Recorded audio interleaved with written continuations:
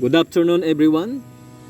My report is all about contemporary philosophies of education, specifically its definition, history, and philosophy. Now, let's proceed to the definition of existentialism. Allow me to give you at least 8 definitions. Number 1, the existentialist uses existence to refer specifically to human existence. Number 2, there is a common belief that only a concrete thing can exist. 3, man as a concrete individual capable of being an existent. 4, to be an existent, one has to be capable of being conscious that one exists. In this sense, man alone can exist. 5, Kierkegaard was the first person who used the word existence in a religious sense, and according to him, existentialism has 2 ways. Number 1, the possibility of man's self-realization. Just like a simple man who came to his self-realization and came to his senses, that to continue to a sinful doing would just lead to chaos. And attainment of self-possession is the spirituality directed and determined life of the individual. Number 6, according to Gignon in 2013, he writes that existentialists hold that humans have no forgiven purpose or essence laid out for them by God or by nature. It is up to each one of us to decide who and what we are through our own actions.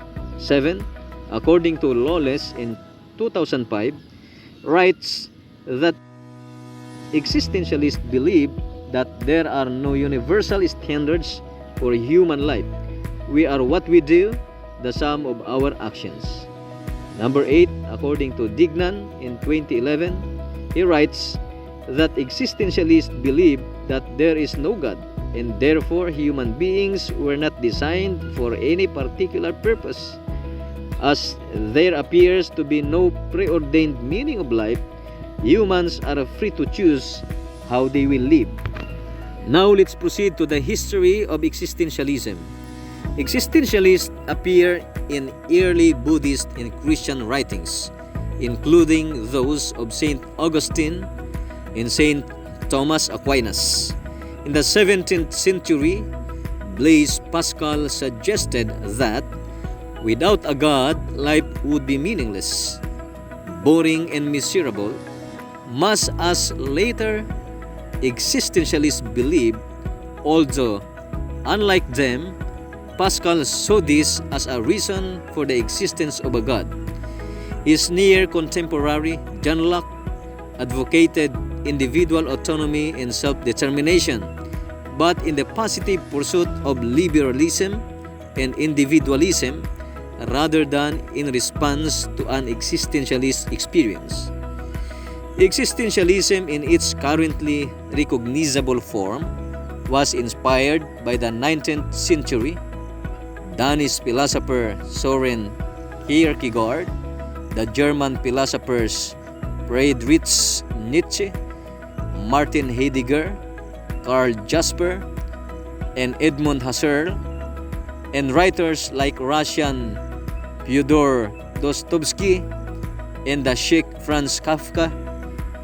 It can be argued that George Wilhelm Friedrich's development of existentialism, because the philosophies of Kierkegaard and Nietzsche were written in response or in opposition to them.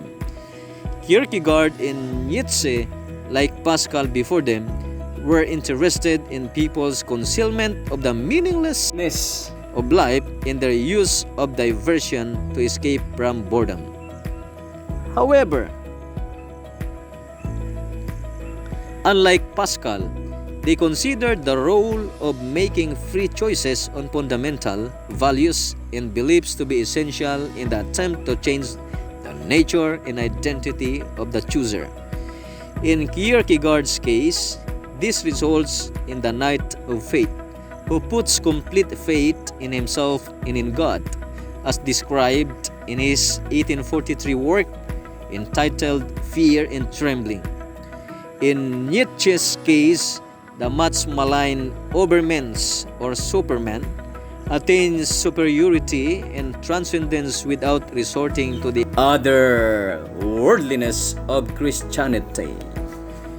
In his books, Thus Spake Zarathustra in 1885 and Beyond Good and Evil in 1887, Martin Heidegger was an important early philosopher in the movement, particularly his influential 1927 work entitled Being in Time. Although he himself vehemently denied being an existentialist in the Sartrean sense, his discussion of ontology is rooted in an analysis of the mode of existence of individual human beings, in his analysis of authenticity and anxiety in modern culture, making him very much an existentialist in the usual modern usage. Existentialism came of age in the mid-20th century, largely through the scholarly and fictional works of the French existentialist Jean-Paul Sartre, Albert Camus, and Simon de Beauvoir. Maurice Merleau-Ponty is another influential and often overlooked French existentialist of the period. Sartre is perhaps the most well-known, as well as one of the few who have actually accepted being called an existentialist. Being and Nothingness in 1943 is his most important work. In his novels and plays including Nausea in 1938 and No Exit in 1944 helped to popularize the movement. In The Myth of Sisyphus in 1942, Albert Camus uses the analogy of Greek myth of Sisyphus, who is condemned for eternity to roll a rock up a hill, only to have it roll to the bottom again each time, to exemplify the pointlessness of existence, but shows that Sisyphus ultimately finds meaning and purpose in his task simply by continually applying himself to it. Simone de Beauvoir, an important existentialist who spent much of her life alongside Sartre, wrote about feminist and existential ethics in her works, including The Second Sex in 1949 and The Ethics of Ambiguity in 1947. Although Sartre is considered by most to be the preeminent existentialist and by many to be an important and innovative philosopher in his own right, others are much less impressed by his contributions. Heidegger himself thought that Sartre had merely taken his work and regressed it back to the object-oriented philosophy of Descartes and Husserl, which is exactly what Heidegger had been trying to free philosophy from. Some see Maurice Merleau-Ponty as a better existentialist philosopher, particularly for his incorporation of the body as our way of being in the world, and for his more complete analysis of perception. Now let's proceed to the philosophy of existentialism. Existentialism is a philosophy that emphasizes individual existence, freedom, and choice. It is the view that humans define their own meaning in life and try to make rational decisions despite existing in an irrational universe. It focuses on the question of human existence and the feeling that there is no purpose or explanation at the core of existence. It holds that as there is no God or any other transcendent force, the only way to counter this nothingness is by embracing existence. Thus, Existentialism believes that individuals are entirely free and must take personal responsibility for themselves. It therefore emphasizes action, freedom, and decision as fundamental, and holds that the only way to rise above the essentially absurd condition of humanity is by exercising our personal freedom and choice. Often, existentialism as a movement is used to describe those who refuse to belong to any school of thought, repudiating of the adequacy of any body of beliefs or systems, claiming them to be superficial, academic, and remote from life. Although it has much in common with nihilism, existentialism is more a reaction against traditional philosophies such as rationalism, empiricism, and positivism that seek to discover an ultimate order and universal meaning in metaphysical principles or in the structure of the observed world. It asserts that people actually make decisions based on what has meaning to them rather than what is rational. Now, to include in my report, there are 7 themes of existentialism. Number 1, rejection of meaning-giving narratives. Existentialists do not believe that there is a God who gives life meaning. We were not designed with any purpose set out for us. Interestingly, some existentialists are still religious. For religious existentialists, there is a God, but He has not left any trace or evidence of how we should live our lives. Still, it's up to us. Other existentialists do not believe there is a God at all. This has made them pause and wonder how they can give meaning to their own existence. Number 2, existence precedes essence. Essence, in a sense, who we are, our identities. Existence, in a sense, the fact that we are alive right now. Existence precedes essence is Jean-Paul Sartre's famous phrase. Existentialists believe that we have to choose for ourselves who or what we will become. Remember, they don't think God left any clues about how we should live our lives. It's up to us. Stop searching for the purpose of life, they would scream. You must create purpose for yourself. Now that you exist, you must create your own meaning of life. Here's how Gignon explains it. What this means if we first simply exist, find ourselves born into a world not of our own choosing, and then it is up to each of us to define our own identity or essential characteristics in the course of what we do in living out our lives. Number 3, life is absurd. Things that make no sense and have no meaning are said to be absurd. You might have used this term when hearing a man screaming nonsense on the street. He makes no sense to me, you might say. This man is absurd. Well, to existentialists, life is absurd.